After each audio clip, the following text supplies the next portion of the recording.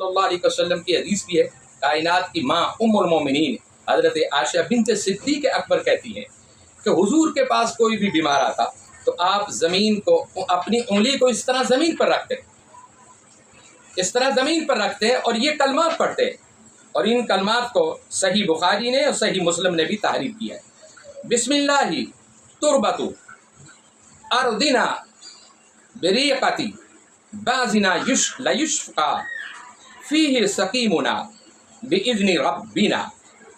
بسم اللہ تربت ارضنا بریقتی بعضنا فیہ سقیمنا باذن ربنا۔ آقا علیہ السلام اس طرح زمین پر انگلی رکھتے اور پھر اس کو دم کرتے اور اللہ سے شفا مانگتے۔ یقیناً جب بھی کوئی آپ کی خدمت میں آتا، حضور اکرم رحمت عالم صلی اللہ علیہ وسلم اس کو دم کرتے اور اس کو شفا یاب ہو جاتی۔ یہ صحیح بخاری میں حدیث موجود ہے، مسلم کے اندر بھی یہ موجود ہے۔ تو اس سے ثابت ہوا کہ دم کرنا یہ خلاف نہیں ہے بلکہ سنت